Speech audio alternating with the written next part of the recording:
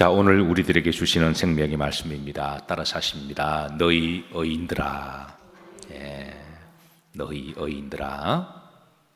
따라서 하십니다. 너희 의인들아.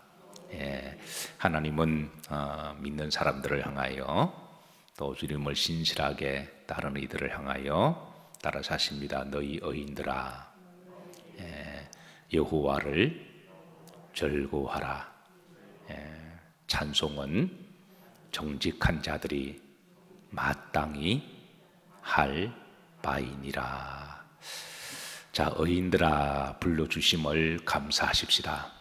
하나님은 우리들을 향하여 의인들아 그렇게 불러주셨어요. 의인들은 하나님을 신실하게 믿고 또 하나님을 사랑하고 또 믿음으로 사는 자들을 총칭해서 부르는 호칭입니다. 어떻게 보면 최고의 호칭이라고 말할 수가 있죠.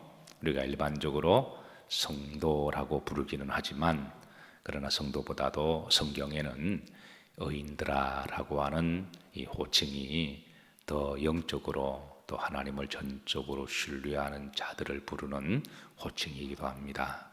오늘도 의인됨에 대한 자긍심을 가지고 살아가시기를 주의 이름으로 축복합니다. 일전에 어느 성도와 이제 카톡으로 먼저 뭐를 기도 제목 보내면 저도 답신을 보내고 그렇게 하는데, 그래서 제가 이제 답신 보낼 때 사랑하는 누구님 그렇게 해서 보냈는데, 보통 그렇게들 많이 보내잖아요. 그런데 얼마 있다가 또 제 답신이 왔습니다. 목사님, 저 같은 사람을 사랑해 주셔서 감사합니다. 제가 또 그런 문구는 처음 받아봐요.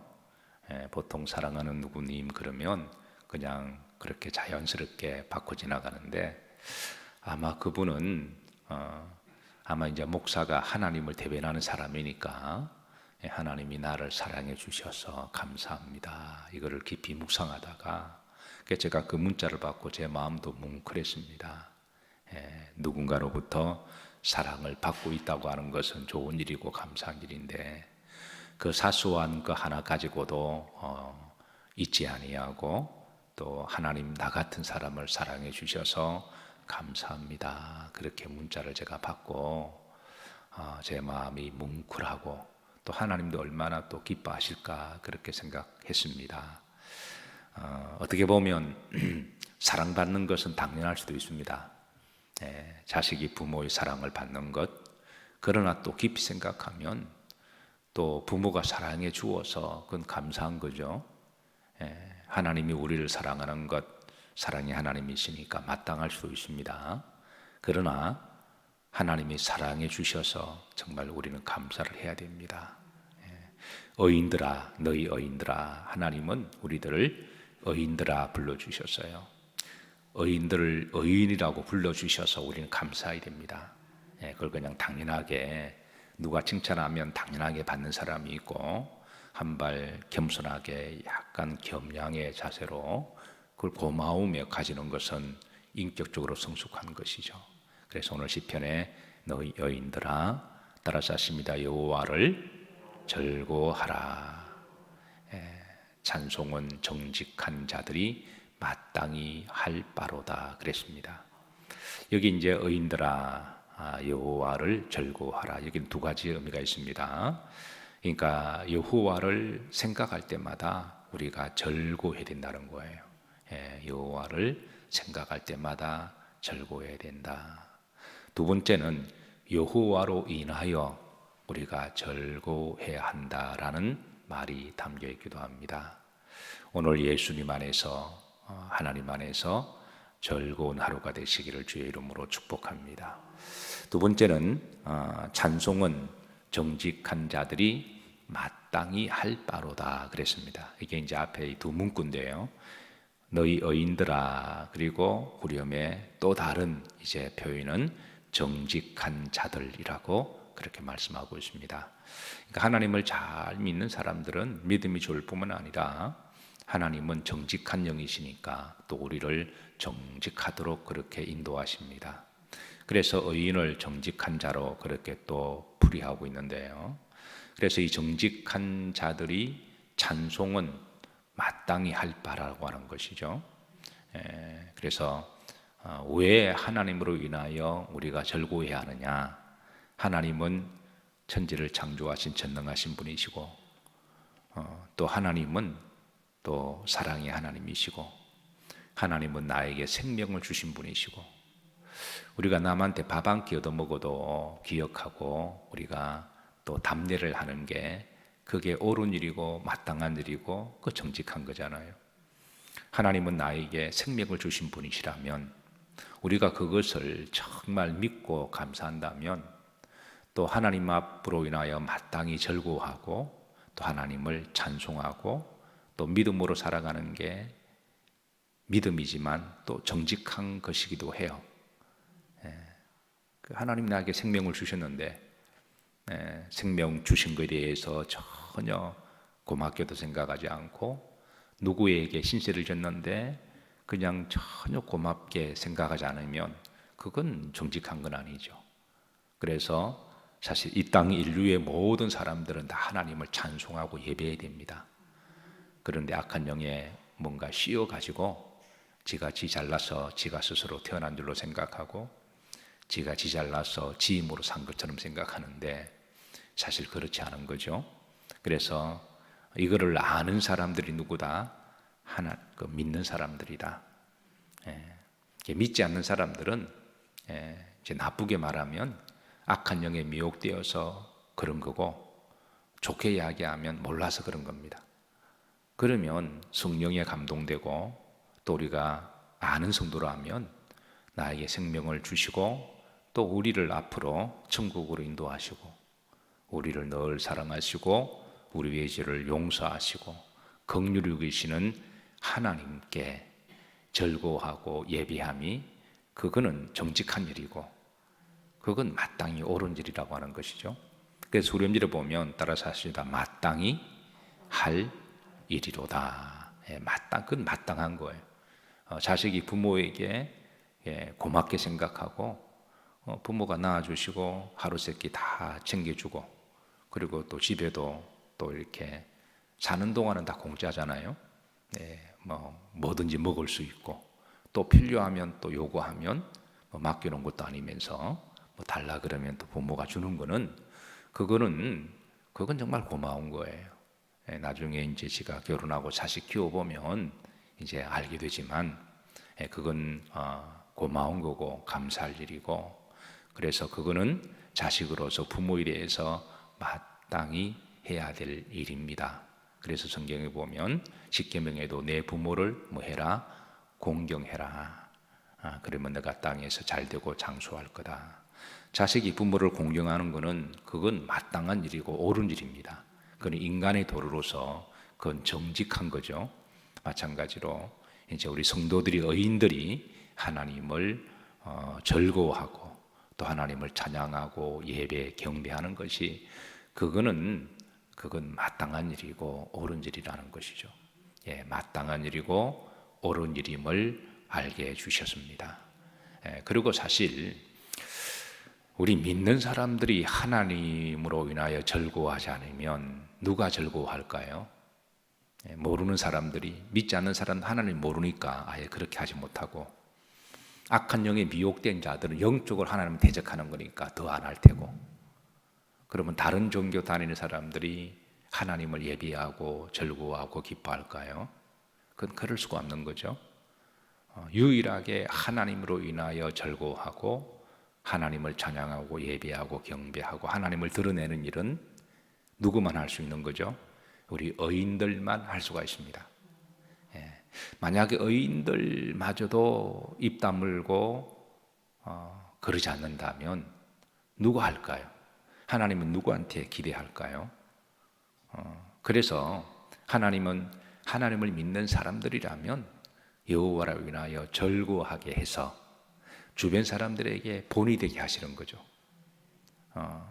물론 주변 사람들은 처음에 하나님도 잘 모르고 예수님도 모르지만 근데 하나님을 믿는 사람들이 늘 하나님으로 인하여 절거하고 그리고 자연스럽게 하나님을 찬양하고 하나님으로 인하여 감사하고 하나님께 영광을 올려드릴 때에 그런 모습을 가만히 지켜보고 있던 주변 사람들이 나도 언젠가는 하나님을 믿어야 되겠다, 예수님을 믿어야 되겠다. 그게 하나님께 영광을 올려드리는 것이고 전도의 통로가 되는 거죠. 우리가 전도하면 꼭 피켓을 들고 지하철에 가서 그냥 이렇게 예수, 천국, 불신, 지옥, 이건 어떻게 보면 용기는 있지만 상대에게 약간 좀 결의감을 주는, 부담감을 주는 그런 방식이라고 할 수가 있습니다. 근데 우리가 전도를 하는 거는 나 혼자 용기 있고 상대를 막 몰아붙인다고 지혜로운 전도는 아니거든요. 전도는 항상 상대 입장에서 상대를 배려하고 상대의 마음을 억지로 막 열고 들어가서 해집고 들어가서 안 믿으면 지옥, 이런 식으로 하는 거는 그건 지혜로운 방법이 아닙니다. 용기는 있을 수는 있어요. 우리가 지하철에서 또 지나가는 사람 하는 거는 용기는 그건 정말 좋은 거예요. 그러나 그 용기를 가지고 지혜롭게 롱런하는 방식으로 전도를 해야지, 상대가 불편하게 생각하든 상대가 불쾌하든 그건 너 마음이고 나는 내 용기에 있으니까 내 믿음으로 한다, 이거는 독고다이 방식은 그건 또 지혜로운 방법은 아니에요. 여러분, 사람 마음 여는 게 쉬워요? 사람 마음은 누가 지속적으로 섬기고 사랑해주고 이해하고 그렇게 할 때에 겸손하게 이렇게 서서히 열리는 거지, 그게 내가 들어가서 억지로 연다고 해서 여는 거 아니잖아요. 그래서 우리가 전도의 방식을 약간 좀 바꿀 필요가 있습니다. 그래서 한때 그게 통하던 시대가 있었는데 지금은 이제 그렇게 통하는 시대는 아니죠. 그래서 일상의 삶 가운데 우리가 늘 변함없이 정직하게 살고 또 하나님께 영광을 올려드리고 하나님 위하여 기뻐하고 즐거워하고 범사에 감사하고, 근데 그를 옆에서 가만히 지켜보는 이웃들이, 친구들이, 가족들이 저 사람은 진짜 하나님 믿는 사람이구나, 그러면서 나도 사람이 살다 보면 언젠가는 위기를 만나고 죽음을 만나고 또 어떤 고난을 만나면 그 속에 죽었던 영성이 살아나서 뭔가를 믿고 싶은 마음이 생기거든요. 그럴 때가 반드시 옵니다. 그럴 때는 이제 누가 한마디만 탁 던져도 그냥 이제 교회로 따라오는 케이스가 많이 있으니까, 그래서 평상시에 이렇게 여호와로 인하여 절구하는 모습이 또 전도의 통로가 되기도 하죠. 그래서 어쨌든 하나님을 믿는 사람이 하나님으로 인하여 기뻐하지 아니하고 입을 딱 닫고 있으면, 여호와를 찬양하지 않고 여호와께 감사하는 삶이 없고 입을 딱 닫고 있으면 그 누가 하나님이 기대하실까요? 그래서 성경에 따라서 하시면 너희 의인들아 여호와를 절구하라. 찬송은 정직한 자들이 마땅히 할 일이로다.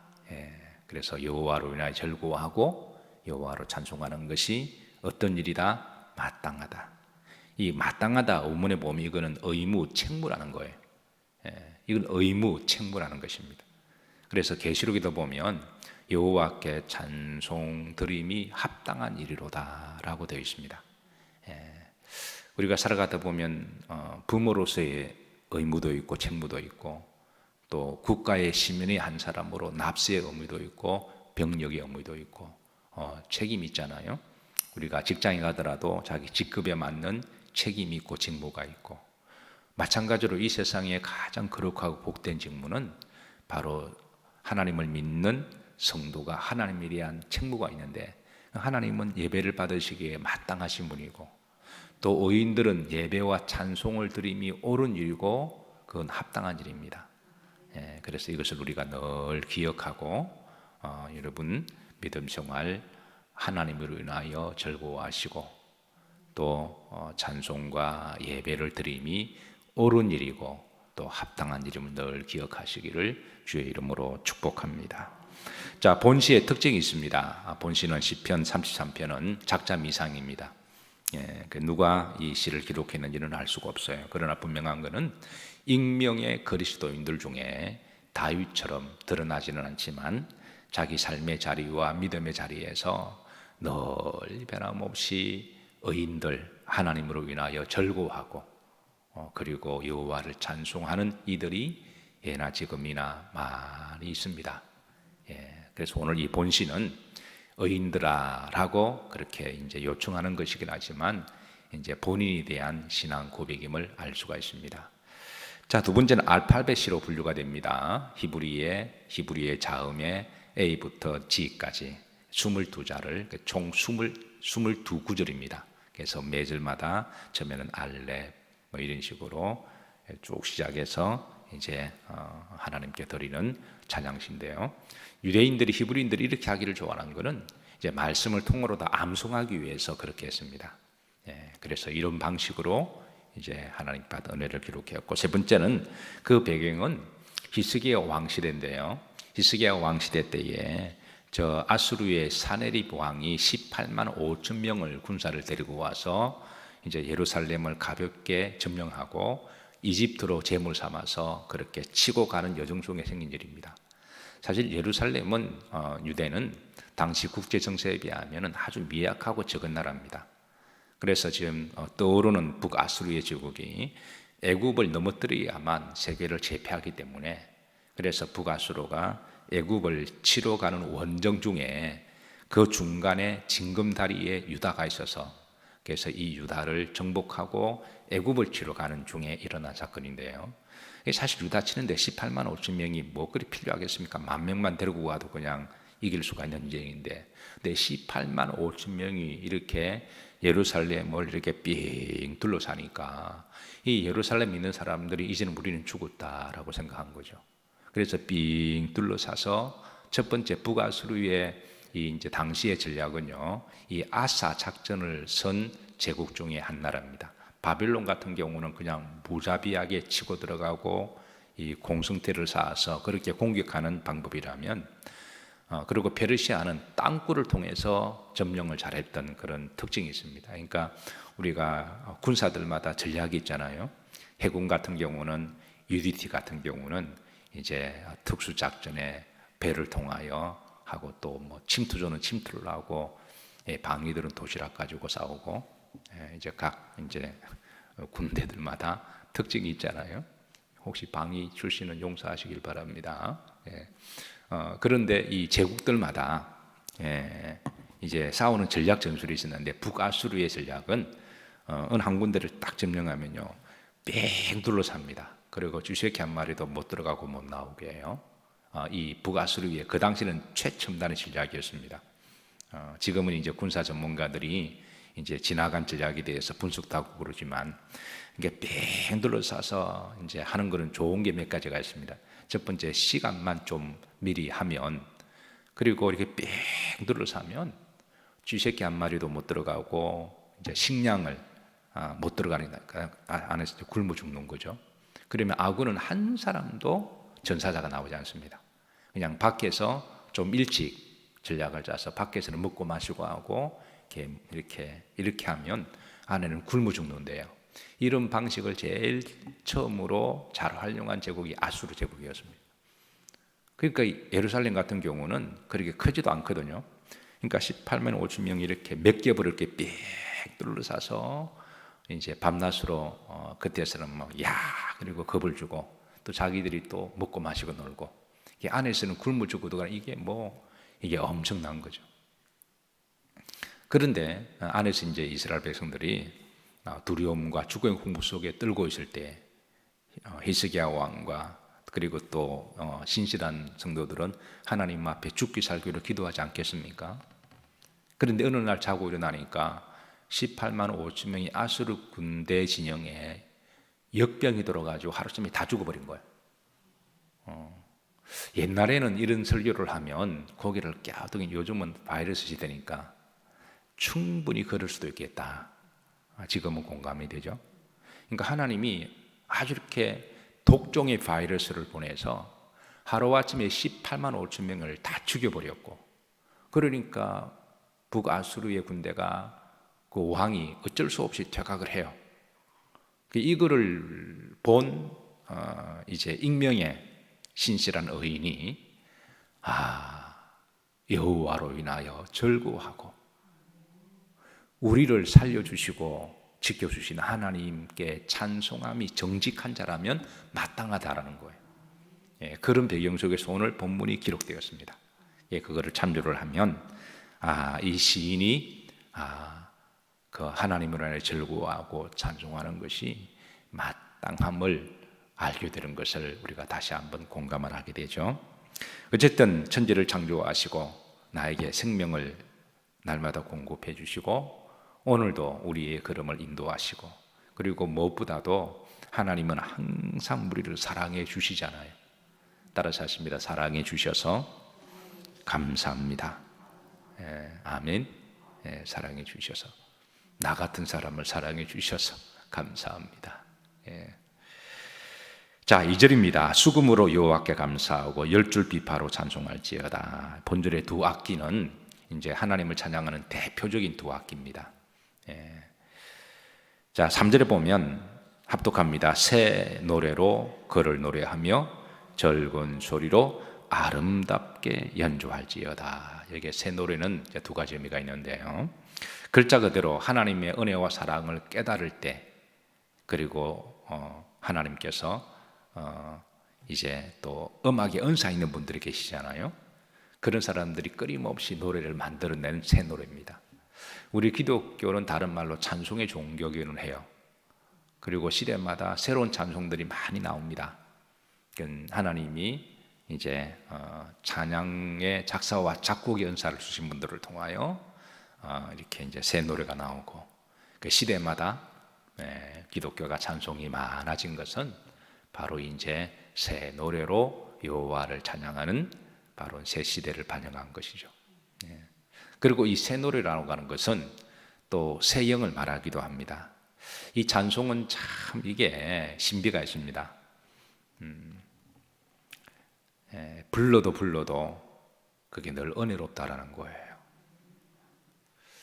어떤 사람은 찬송을 이렇게 새 찬송을 처음 부를 때는 막 신나게 부르다가 이제 어느 정도 부르고 나면은 식상해서 더 이상 부르지 않는 사람들이 있습니다.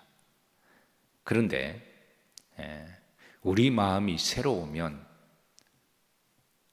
찬송을 몇십 년을 불러도 그 찬양은 늘 새롭게 다가옵니다. 우리 기독교는 찬송의 종교니까 앞으로도 새로운 찬송이 많이 나와야 되겠지만 그러나 이미 있었던 찬송도 내가 새 마음으로 새 영으로 새로운 믿음으로 부르면 그 찬송은 또 새롭게 다가와요. 오늘 370장 불렀던 찬양 속에 주 안에 있는 나에게 딴 근심이 있으랴. 여러분 신앙생활을 어느 정도 하신 분들은 이 찬송 모르는 사람 없잖아요. 근데 여러분 부를 때마다 은혜롭지 않나요? 특별히 새벽 시간에 조용한 가운데 내가 새 영과 새 마음을 가지고 이 찬송을 부르면 눈물이 핑 도네요. 정말로 가슴이 찡하네요. 정말로 우리의 위로가 되고 은혜가 되는 찬송이잖아요. 그래서 어떤 젊은 사람들은 찬송을 좀 식상히 하는데 그럴 필요가 없습니다. 식상히해서 안 부르고 또 새로운 찬송을 계속 찾으면 또 반짝하고 또 부르고 그러는데 이해는 됩니다만은 내가 새로운 마음을 가지면 됩니다. 내 속에 성령이 충만하면 어떤 찬송을 불러도 다 은혜롭습니다. 그래서 이게 새 노래로 부르라라고 하는 것은 꼭 새로운 곡만 가지고 부르라는 말이 아니라 부를 때마다 내가 새로워지면 되잖아요. 내가 새 영으로 충만하면 되잖아요. 그리고 우리 기독교 실린 찬송이 얼마나 영성이 있는지 모릅니다.